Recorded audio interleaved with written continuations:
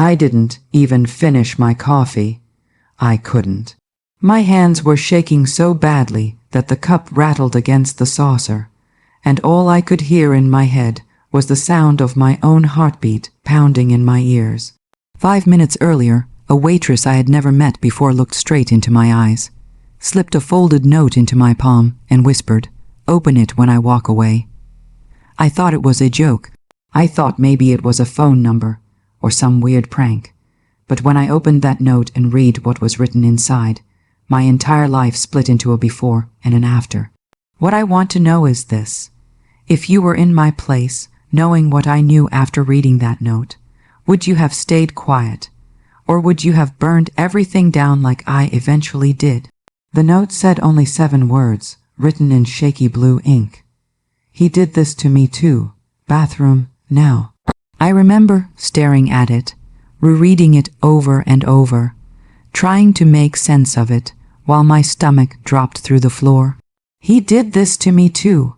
My mind immediately went to one person. There was no doubt. And the worst part was that, deep down, I already knew. I had been ignoring that voice in my head for months, maybe years. So before I tell you what happened in that bathroom, and before you judge me for what I did afterward, I need to take you back to the beginning, because this story didn't start in that diner. It started long before, with me thinking I was finally safe. I'm a woman in my early 30s, and for most of my adult life, I've been the responsible one. The planner, the fixer, the girl who didn't make waves. I grew up watching my mother bend herself into impossible shapes to keep our family together, and I promised myself I'd never be weak like that. I went to college, got a stable job in marketing, paid my own bills, and built what looked like a solid, grown-up life from the outside. And then I met him. I'll call him Daniel. That's not his real name, but it fits him somehow. Clean, normal, trustworthy. The kind of man your friends immediately like and your parents relax around. Daniel and I met at a friend's engagement party. He was charming without being loud, attentive without being creepy. When he talked to me, he actually listened. He remembered things I said. He asked about my work, my dreams, my family. After a string of emotionally unavailable men, it felt like oxygen. We started dating slowly, intentionally. He never pressured me. He respected my boundaries, or at least that's what I thought. 6 months later, we moved in together. A year after that, he proposed. I said yes without hesitation. I truly believed I had found my partner, my safe place. The first crack appeared so small that I almost laughed it off. Daniel had a teenage daughter from a previous relationship. I'll call her Lily.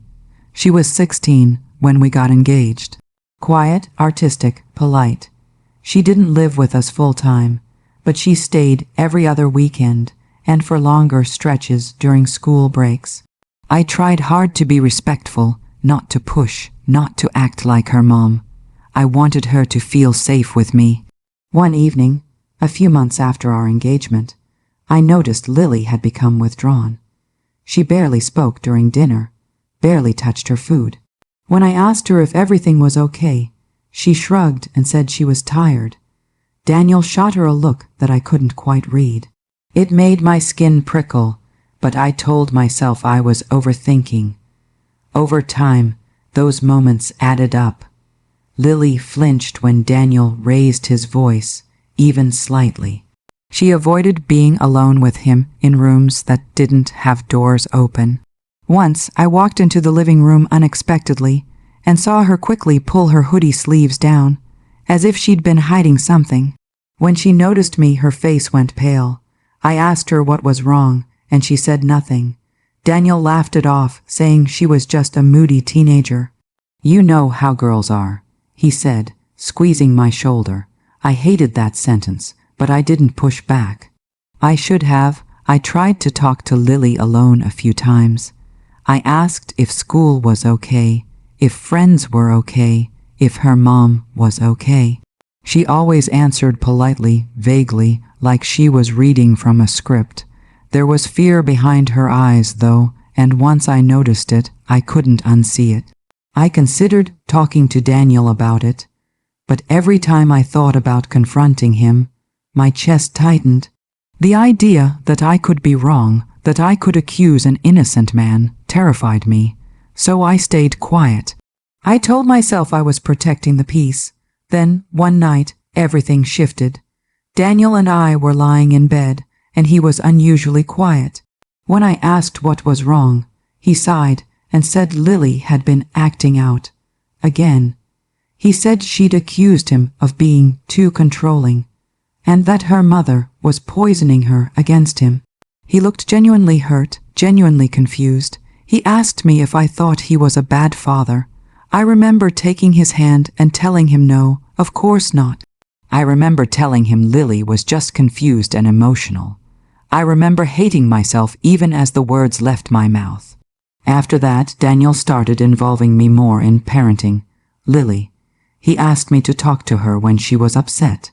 He framed it as us being a team, and slowly, subtly, he began positioning himself as the victim, the misunderstood single dad, the man trying his best, and I believed him. Or maybe I needed to believe him, because the alternative was too horrifying to face. Fast forward to last month, Daniel suggested we take a short weekend trip to celebrate our engagement anniversary. Just the two of us. We drove to a small town a few hours away, checked into a cozy hotel, and on the second morning, we went to a local diner for breakfast. That's where everything blew up. The diner was nothing special: vinyl booths, chipped mugs, the smell of grease and coffee hanging in the air. Our waitress was a young woman, maybe early 20s, with dark circles under her eyes and a forced smile. She kept glancing at Daniel in a way that made my stomach knot. At first, I thought she was flirting. I felt a flash of irritation, then embarrassment for feeling jealous, but then I noticed something else. Every time Daniel spoke to her, her shoulders tensed. When he smiled at her, her hands shook. When she came to refill our coffees, she didn't meet his eyes. When she brought the check, her fingers brushed mine, and she looked at me with an expression I can only describe as desperate. And that's when she pressed the note into my hand. I waited until she walked away before opening it. I remember thinking, this is ridiculous, I'm being dramatic. But the second I read those words, the room seemed to tilt. He did this to me too. Bathroom now. My throat closed. My first instinct was denial. My second was terror. My third was rage so hot it made me dizzy. I excused myself, mumbling something about needing the restroom, and Daniel barely looked up from his phone. The bathroom was empty except for the waitress, who was standing by the sink, gripping the counter like she needed it to stay upright. When she saw me, she locked the door behind me. I asked her what she meant, my voice barely above a whisper. She took a shaky breath and told me her name was Sarah. She told me she recognized Daniel the second he walked in. She told me he used to come into the diner when she was 16, before she worked there, when he was dating someone else. She told me he'd waited until she was alone in the parking lot one night. She told me things I won't repeat in detail here, but by the end, I was pressing my hand over my mouth to keep from screaming. Then she said something that shattered me completely. She said, when I saw you with him, I knew you didn't know, but I also knew you were a woman, and you deserved to know. She rolled up her sleeve and showed me faint scars on her wrist. He told me no one would believe me. She said, he told me I'd ruin his life if I talked. My knees nearly gave out. All I could see was Lily's face, her flinches, her silence, her fear. I walked back to the table in a daze. Daniel asked if I was okay. I told him I felt sick and needed air. He looked annoyed, but he paid the check. The entire drive back to the hotel, my mind was racing. I didn't confront him yet. I didn't know how. I didn't know what was safest. I just knew that everything I thought I knew about my life was a lie. That night, I barely slept. I watched him breathe beside me and wondered how someone could look so normal and be so monstrous. So that was the situation I was in. Engaged to a man I now believed was dangerous, living with him, tied to him, and holding a secret that could destroy lives, including mine. Before I tell you what I did next, before I tell you how this turned into the most terrifying and empowering decision of my life, I want you to stop for a second. If you were me, knowing what I knew but having no concrete proof yet, would you confront him directly? Would you go to the police? Would you protect yourself first and run? Comment below what you would have done in my shoes, because the choice I made still haunts me, and I'm not sure everyone would agree with it. That night marked the end of the woman I was, and the beginning of someone I never expected to become. I didn't scream. I didn't cry in front of him. I played along. I smiled when he talked about wedding plans. I let him touch me and felt my skin crawl. Inside, though, something hard and cold was forming. I started documenting everything. I wrote down dates, behaviors, conversations. I reached out to Lily's mother under the guise of wedding planning and gently asked questions. Her responses were guarded, but I sensed fear there too. I reached out to Sarah from the diner on social media, thanking her, asking if she'd be willing to talk more. She agreed. This is only the beginning of what happened. And trust me when I say it gets darker before it gets better. In the next part, I'll tell you how I gathered proof, how I realized I wasn't the only woman, and how one quiet decision set off a chain reaction Daniel never saw coming. If you think you're on my side so far, stay with me, because this story is far from over. I want to be very clear about something before I continue, because part 2 of this story is where people usually start judging me the hardest. After that morning in the diner, after the note and the bathroom and Sarah's shaking hands and scars, I did not immediately become brave or heroic. I became quiet, calculated, afraid in a way that sits deep in your bones and makes every small decision feel like life or death. I smiled at Daniel while planning how to survive him. And if that sounds manipulative or fake to you, I need you to understand that when you realize the man you sleep next to might be capable of ruining lives, you don't act on impulse. You act to stay alive. The drive back home after that weekend felt endless. Daniel talked about work, about traffic, about what color napkins we should choose for the wedding. I nodded and made the right noises, but inside my head I was replaying every memory I'd ever had with him, searching for clues I'd ignored. Every time he dismissed Lily as dramatic, every time he talked about women who cried wolf, every joke that suddenly didn't feel like a joke anymore. By the time we pulled into our driveway, I felt like I was stepping into a stranger's house with a stranger wearing my fiancé's face.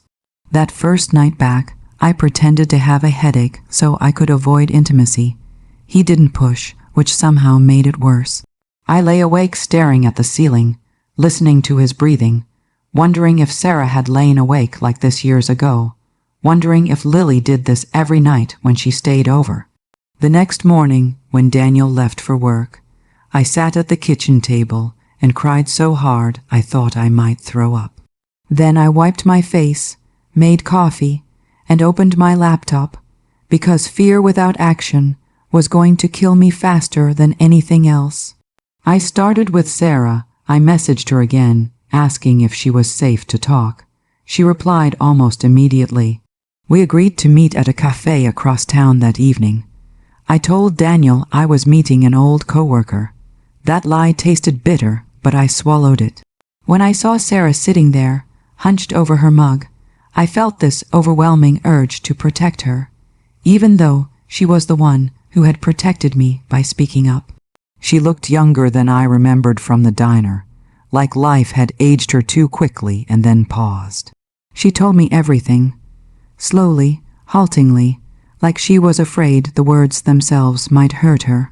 She told me how Daniel had learned her schedule, how he'd been charming at first, how he'd isolated her from friends by making her feel special and chosen. She told me how he'd threatened her with lawyers and police connections he didn't actually have, how he'd convinced her that no one would believe a troubled teenage girl over a respected adult man.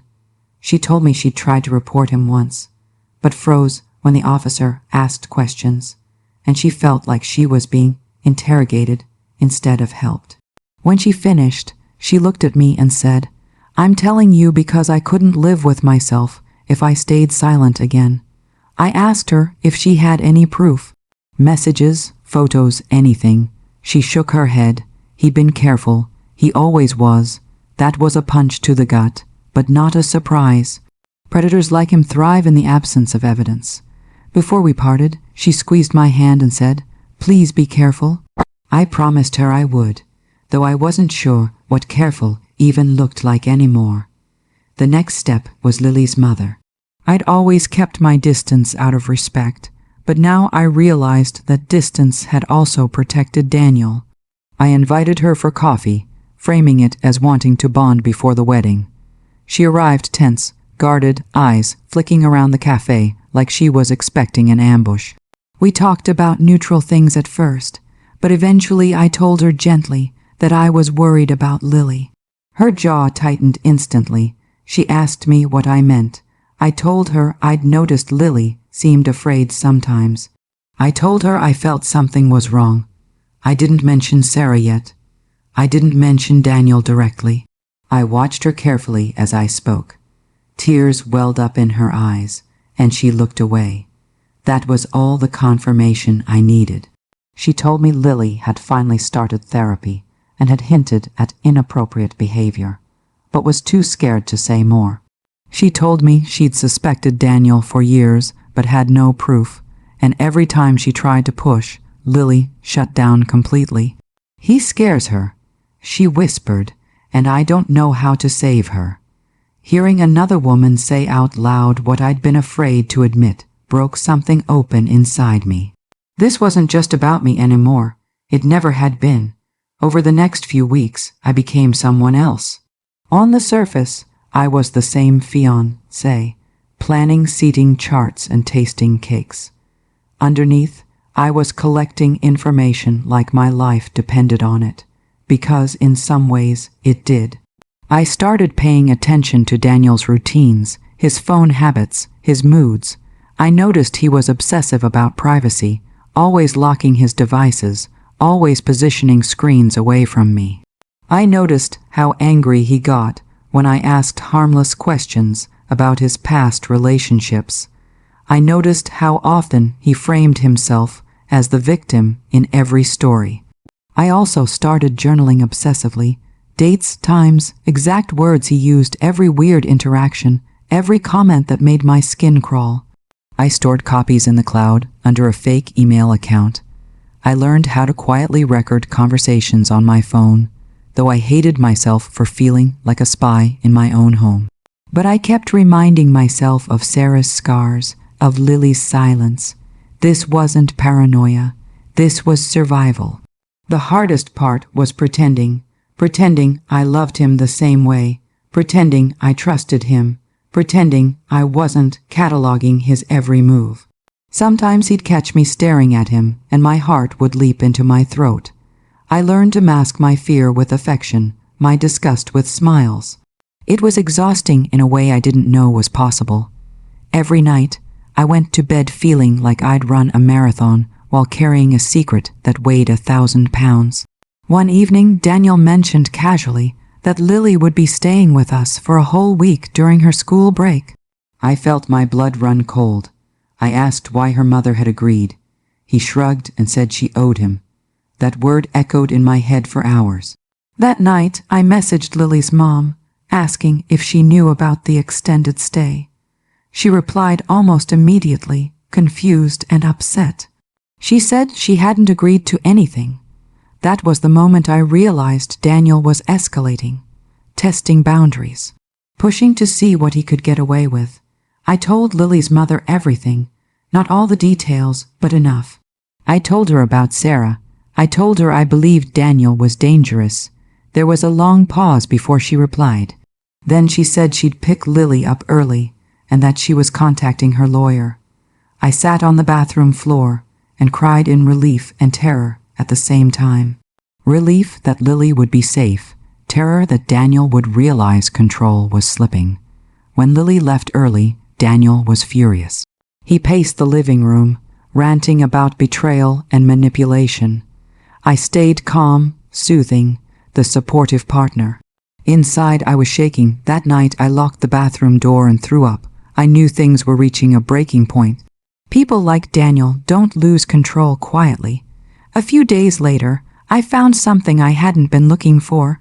I was doing laundry when his phone buzzed on the bed. I never checked his phone before. I'd prided myself on trust. But this time, my hand moved before my brain could stop it. The message preview was from a number without a name. It said, "You promised." My heart hammered as I unlocked the phone, my fingers trembling. There was a thread of messages from a young woman. The tone was familiar in the worst way. Compliments, pressure, guilt, fear, and then threats disguised as concern. I took photos of everything, every message, every date. I emailed them to myself, to my secret account, to a friend I trusted. When I put the phone back, I felt like I might faint. This was proof. Not enough for a conviction, maybe, but enough to show a pattern. Enough to show I wasn't crazy. Enough to show he was still doing this. That night, Daniel noticed my distance. He asked if something was wrong. I told him work stress was getting to me. He hugged me, kissed my forehead, told me he'd take care of me. I smiled into his chest and felt a surge of pure rage. How many women had heard those words from him? How many had believed him? I started planning my exit, quietly, methodically. I moved important documents to my office. I opened a separate bank account. I told my closest friend the bare minimum, just enough that someone else knew I was in danger. She begged me to leave immediately. I told her I couldn't yet, not until I made sure Lily was safe. Not until I made sure I had enough to protect myself. And then Daniel did something that still makes my hands shake when I think about it. He proposed moving the wedding date up, significantly. He said he wanted to lock this down and start our life together sooner. Alarm bells screamed in my head. This wasn't love. This was control. I agreed outwardly, while inwardly I knew time was running out. Every day felt like walking on a tightrope. I didn't know when he'd realize what I was doing, or how he'd react when he did. I slept lightly, always listening. I kept my phone charged and hidden. I memorized emergency numbers. I started carrying my keys between my fingers when I walked to my car. I hated that this was my reality, but I refused to let fear paralyze me again. And this is where part 2 ends, right at the edge of the cliff. I had proof. I had allies. I had a plan forming. But I also had a man who was tightening his grip and a ticking clock counting down to a wedding that could trap me forever. In the next part, I'll tell you about the mistake Daniel made when he underestimated me. The choice I had to make between my safety and exposing the truth, and the moment everything finally exploded. Trust me when I say this, what came next changed all of our lives permanently. By the time part 3 of this story began, I was living 2 completely separate lives in the same body. On the outside, I was still the fiancé who smiled at wedding vendors, answered calls from relatives, and laughed at Daniel's jokes in public. On the inside, I was a woman running out of time, carrying evidence like hidden explosives, constantly calculating risk versus survival. Every single morning, I woke up with the same thought pounding in my head. Today could be the day he realizes I know. And once that happened, I had no illusion that things would stay calm. The accelerated wedding date changed everything. Daniel framed it as romance, as urgency driven by love, but I recognized it for what it was: a tightening noose. Marriage would give him more access, more control, more credibility if I ever tried to speak out. A fiancé leaving is cold feet. A wife accusing her husband is vindictive or unstable. He knew that. He counted on that. And the worst part was how convincing he sounded when he talked about forever, about trust, about how lucky he was to have me. I started to understand how predators survive in plain sight. They don't look like monsters. They look like men people want to believe. I kept gathering evidence, but I also started quietly building a safety net. I met Sarah again, this time with Lily's mother present. That meeting was one of the most emotionally brutal experiences of my life. Watching two women, strangers connected only by trauma inflicted by the same man, slowly realize they weren't alone was devastating and empowering all at once. Sarah cried when Lily's mother apologized to her, even though she had nothing to apologize for. Lily's mother cried when Sarah described the manipulation, because it mirrored things Lily had said in fragments over the years. I mostly listened, my nails digging into my palms, thinking about how easily this could have continued if one waitress hadn't been brave enough to pass me a note. We talked about going to the police. The word itself felt heavy in the room. Sarah had tried once and failed. Lily's mother was terrified of re-traumatizing her daughter. I was scared of what Daniel might do if he felt cornered. We agreed on one thing. Whatever happened, we needed to act carefully and together. Isolation was his greatest weapon. We weren't going to give him that anymore. Meanwhile, Daniel was becoming more unpredictable. His moods shifted quickly. One minute he was affectionate, almost clingy. The next he was cold and irritable. He started asking more questions about my schedule, my phone, my friends. Once, he joked about how women are great liars when they want to be. I laughed along while my heart tried to beat its way out of my chest. At night, I slept with one ear open, my phone hidden under my pillow, my car keys always within reach. Then came the mistake he made, the one that changed everything.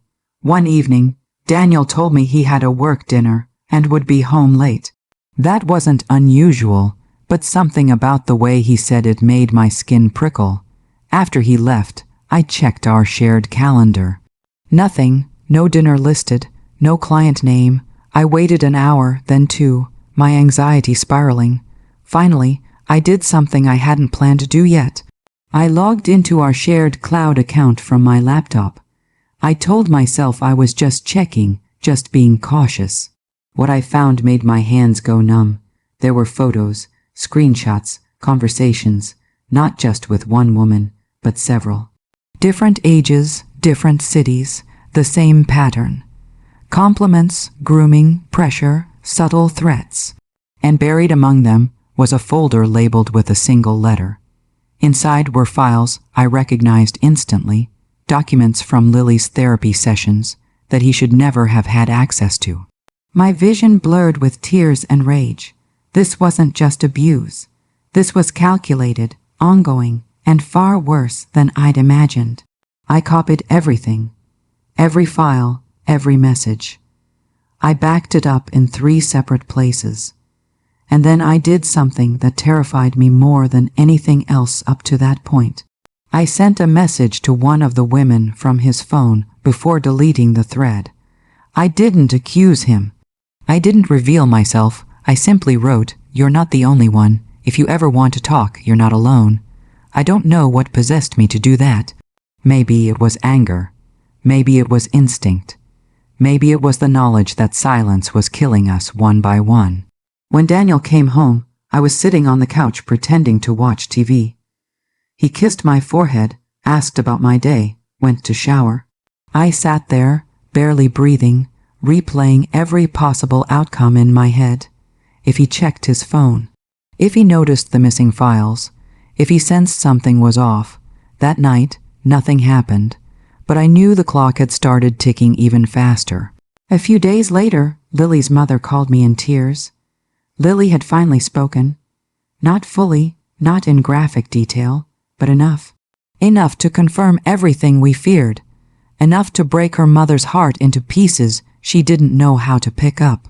I drove to her house and sat with them, while Lily hid in her room, unable to face me yet. I didn't blame her. I just wanted her safe.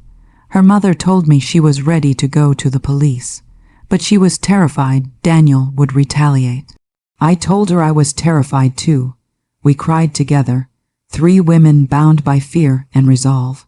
And this is where I need to pause and talk directly to you, because this was the moment everything balanced on a knife's edge. I had proof, I had victims willing to talk, I had a man who didn't yet know how close he was to being exposed. But I also had a very real risk of violence, of retaliation, of being dismissed or blamed. So let me ask you this. If you were me, would you go straight to the police and risk everything blowing up at once? Or would you wait, gather more, protect yourself first, even if that meant delaying justice? Before I tell you what I chose to do next, I want you to stop and really think about that, because the answer isn't as simple as people like to pretend it is. I chose to wait just a little longer, not because I wanted to protect him, but because I needed to protect us. I consulted a lawyer in secret, using a burner phone and a fake name. She listened quietly as I laid everything out. When I finished, she leaned back in her chair and said, "You're doing the right thing by being careful, but you need an exit plan now." She helped me map out the safest way to leave, the safest way to present evidence, the safest way to ensure Lily and the other women weren't left exposed. Daniel sensed the shift. He started hovering, asking where I was going, who I was texting. Once he grabbed my wrist during an argument, not hard enough to leave a mark, but hard enough to make the message clear. I looked him in the eye and told him calmly not to touch me like that again. The flash of anger in his eyes was gone in a second, replaced by an apology so smooth it made my skin crawl. That was the moment I knew without a doubt that leaving quietly might not be possible anymore. The message I sent from his phone came back to haunt him sooner than I expected. One of the women replied, not to his phone, but to the burner email I'd included subtly in the message. She told me her story. It matched the others almost word for word. She said she'd always thought she was alone. She said she'd been waiting for a sign that she wasn't crazy. Reading her words, I felt both devastated and vindicated. This wasn't just a pattern, it was a system. I brought everything to Lily's mother and Sarah. We sat together again, this time not just as survivors, but as a united front. We agreed that we would go to the police together, with legal counsel present, and that I would leave Daniel the same day. No confrontations alone, no warnings, no chances for him to manipulate the narrative. It was terrifying, but it was also the first time in months I felt a sense of control. The night before I planned to leave, Daniel cooked dinner and opened a bottle of wine. He talked about the honeymoon, about kids, about how excited he was for our future. I nodded, smiled, and memorized his face, knowing it was the last time I would ever see it without fear attached. When he fell asleep, I packed a single bag and hid it in my trunk. I barely slept, my body buzzing with adrenaline and dread. Part 3 ends here, in that suspended moment right before everything collapsed. I had made my choice. I was no longer just surviving. I was preparing to expose him. In the next part, I'll tell you about the day I left, the confrontation that almost didn't happen, the police station, and the consequences none of us fully anticipated. This is where the story stops being quiet and starts being loud. The day I left Daniel is burned into my memory in a way I don't think time will ever soften. I woke up before my alarm, my whole body humming with that sharp, electric kind of fear that makes your stomach ache and your hands feel numb at the same time. For a few seconds, I lay there watching him sleep beside me, his face relaxed, almost peaceful, and I had this surreal thought that if someone walked into the room right then, they'd never believe what he was capable of. That disconnect nearly broke me. This man had talked about our future less than 12 hours earlier, had held me like I was something precious, and now I was about to disappear from his life without a word. Or at least that was the plan. I didn't say goodbye. I didn't leave a note.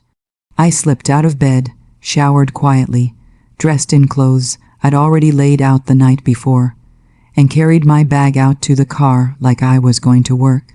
My heart was pounding so hard I was convinced he'd wake up just from the sound of it. When I backed out of the driveway, my hands were shaking so badly I had to pull over and breathe for a full minute before I could drive. That was the moment it became real. There was no undoing it now. I went straight to Lily's mother's house. Sarah was already there. The three of us sat at the kitchen table, not talking much, just exchanging these heavy looks that said everything words couldn't.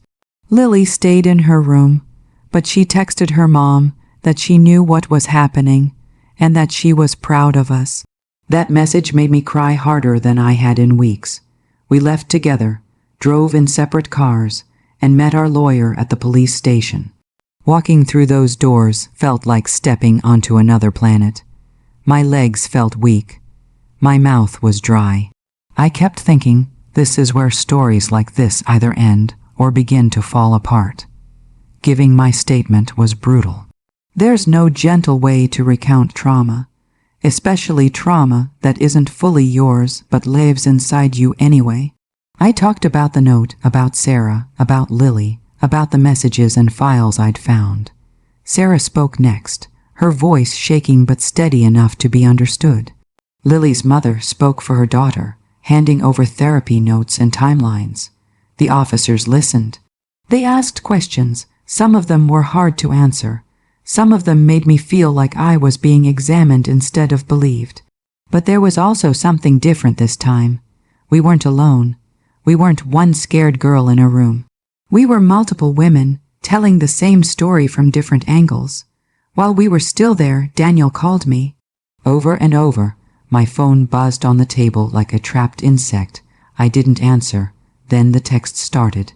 At first, they were confused, then concerned, then angry, then apologetic. Watching the progression in real time was chilling. It was like seeing his mask slip layer by layer. I handed my phone to the officer handling our case, and he told me not to respond. That silence felt powerful in a way I hadn't expected. For the first time, Daniel didn't get a reaction from me. A few hours later, I got the call that confirmed what I'd been dreading and hoping for at the same time. Daniel had shown up at the house. He'd realized I was gone. He'd found the missing documents. He was frantic. According to the officer, he tried to spin it as a misunderstanding, as a jealous fiancé having a breakdown. But when they asked him about the files, about the messages, about Lily, his story started to fracture. He asked for a lawyer. That was the last direct action he was allowed to take without consequences. I didn't feel relief the way I thought I would. What I felt was exhaustion so deep, it was almost physical pain. My body finally seemed to understand that the constant vigilance, the pretending, the fear, it was over. Or at least, it was changing shape. I stayed with Lily's mother that night. We ordered takeout we barely touched and sat on opposite ends of the couch, both of us staring into space. At one point, she said, I should have protected her better. I told her the truth even though it hurt. I told her Daniel had spent years perfecting how to hide, how to manipulate, how to make women doubt themselves. This wasn't her failure. It was his. The next few weeks were a blur of legal meetings, interviews, and emotional fallout. More women came forward. That message I'd sent from Daniel's phone had spread quietly, passed from one woman to another like a lifeline. Each new story was a punch to the chest, but also a brick in the case being built against him. The police took it seriously this time. The pattern was undeniable. Daniel was arrested pending investigation. Seeing his name in official documents, stripped of charm and excuses, felt surreal. Personal consequences were messy and painful. Our wedding was obviously cancelled, and with that came questions I wasn't ready to answer. Friends were split. Some believed me instantly. Some couldn't reconcile the man they knew with the accusations. A few quietly disappeared from my life.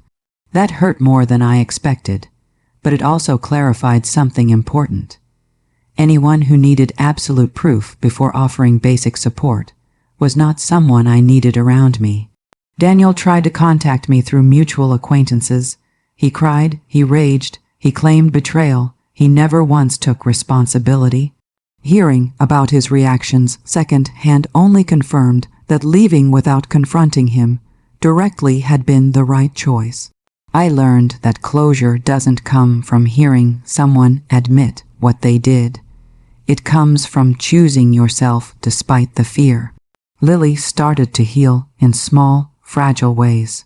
Therapy became a safer place. She began sleeping better. She laughed more. Once she hugged me without warning and whispered thank you. I had to excuse myself to the bathroom afterward because I couldn't stop crying. Sarah quit the diner and enrolled in a program she'd always wanted to pursue, but had been too afraid to try. Watching her reclaim pieces of her life was one of the few things that made the darkness of this whole ordeal feel bearable. As for me, I moved into a small apartment that felt painfully empty at first. Silence has a way of being loud when you're not used to it. I jumped at noises.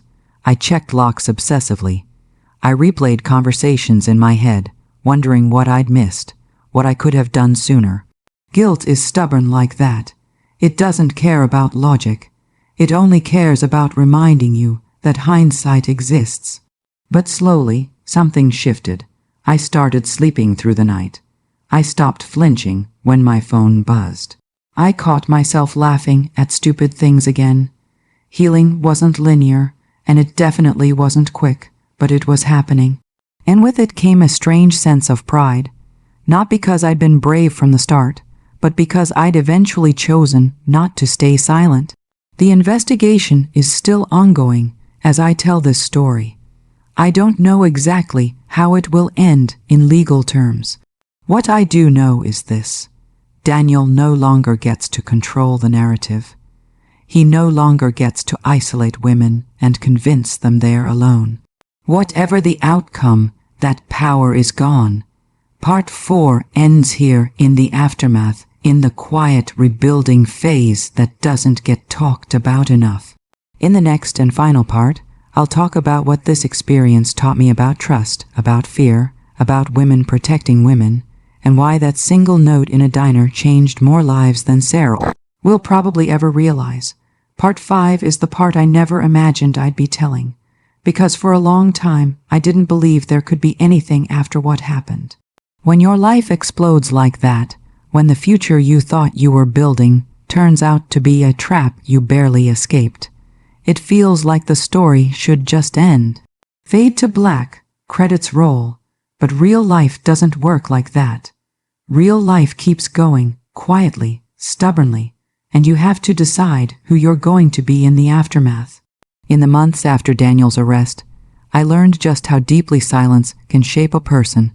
When you live for so long swallowing instincts, minimizing discomfort, telling yourself you're overreacting, it rewires you. Even when the danger is gone, your body doesn't immediately believe it. I'd catch myself lowering my voice when talking about him, even in my own apartment. I'd hesitate before locking my door, like part of me was waiting for permission. It was humbling and infuriating to realize how much power he'd had over me without me ever consciously granting it. I went back to therapy, something I'd stopped years earlier because I thought I was fine. That word suddenly felt laughable. Fine is a mask. Fine is what we say when the truth feels inconvenient or too heavy to unpack. In those sessions, I talked about guilt more than fear. Guilt for not seeing the signs sooner. Guilt for loving him. Guilt for the women who were hurt before me. My therapist said something that stuck with me. Responsibility belongs to the person who chose to harm, not the person who was deceived. Intellectually, I understood that. Emotionally, it took a long time to accept. The legal process dragged on, as these things always do. Dates were set, moved, rescheduled. Every email from the prosecutor made my heart race. Sometimes progress felt promising. Other times it felt like the ground was slipping again. I learned quickly that justice isn't a straight line, and it's rarely satisfying in the way movies make it seem. There were moments when I wanted to scream at the system, to demand speed, certainty, closure. Instead, I learned patience the hard way. What surprised me most was how my definition of strength changed. Before all of this, I thought strength looked like confidence, independence, not needing help. Now I knew better. Strength looked like Sarah shaking as she spoke and speaking anyway. It looked like Lily finding words at her own pace, even when they hurt. It looked like her mother choosing to believe her daughter over the comfort of denial. It looked like me asking for help, admitting fear, and still moving forward. The three of us stayed in touch, not constantly, not in a way that reopened wounds every day, but enough to remind each other that we weren't alone. Sometimes that meant long conversations. Sometimes it meant a simple text that said, "Thinking of you." Those small connections mattered more than grand gestures. They anchored me on days when the weight of everything threatened to pull me under. I also had to confront the anger I'd been suppressing. For a long time, I was afraid of it. Afraid that if I let myself feel it fully, it would consume me or turn me into someone I didn't recognize. But anger, I learned, isn't inherently destructive. Suppressed anger is. When I finally allowed myself to be furious at Daniel, at the lies, at the system that had failed Sarah the first time, it felt like reclaiming a piece of myself I'd buried. I didn't act on it recklessly. I didn't let it dictate my life. I acknowledged it, honored it, and then let it pass. There were setbacks, nightmares that came out of nowhere, moments when a stranger's smile looked too familiar and sent my pulse spiking. Dates I canceled because trust felt impossible. I don't want to pretend healing was some graceful, upward journey. It wasn't. It was messy and nonlinear and often frustrating. But it was real, and slowly, the bad days became less frequent than the good ones. One evening, months later, I found myself back in a diner. Not the same one, not even the same town. I was alone, sipping coffee, watching people come and go. At one point, a waitress refilled my mug and smiled at me. Just a normal interaction, but my chest tightened anyway. I thought about how one ordinary moment had changed everything. How a folded piece of paper, passed quietly between two women, had disrupted years of manipulation. The power of that still amazes me. I reached out to Sarah after that and told her where I was. She replied with a laughing emoji and said she still couldn't believe she'd done it, slipped me that note. She said she'd almost talked herself out of it a dozen times. I just kept thinking. She wrote, "If I were her, I'd want to know." That sentence sums up the entire heart of this story for me. Women wanting other women to know the truth, even when it's uncomfortable, even when it's risky. As the case moved forward, I was asked more than once if I regretted not confronting Daniel directly, if I wished I'd screamed or thrown evidence in his face. The honest answer is no. Closure didn't come from seeing his reaction. It came from choosing safety, from choosing solidarity, from choosing not to play his game. He thrived on control and chaos. I gave him neither. If there's a moral here, it isn't neat or simple. It's not trust no one or love is dangerous. It's this: listen to the quiet voice inside you, especially when it doesn't match the story you're being told. Pay attention to patterns, not excuses. And if you're ever in a position to warn someone, to protect someone, even in a small way. Don't underestimate the impact of that choice. To anyone listening who sees pieces of themselves in this story, I want you to know you're not weak for missing red flags. You're not foolish for believing someone who presented themselves as trustworthy. Manipulation works precisely because it's subtle. It's designed to bypass your defenses. What matters is what you do when the truth becomes impossible to ignore. Today, my life is quieter, smaller in some ways, but it's mine. I wake up without fear. I make plans without calculating how they'll be received. I trust myself again, and that might be the most important thing I got back. The future doesn't look the way I once imagined it, but that's okay. It's honest now. It's built on clarity instead of illusion. So that's the whole story. From a note slipped into my hand in a diner, to a life unraveled and rebuilt piece by piece. If you've made it this far, thank you for listening truly.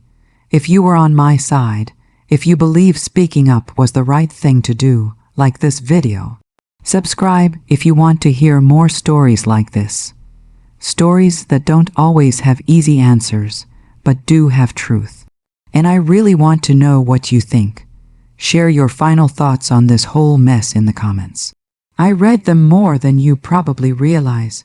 I'll see you all in the next story.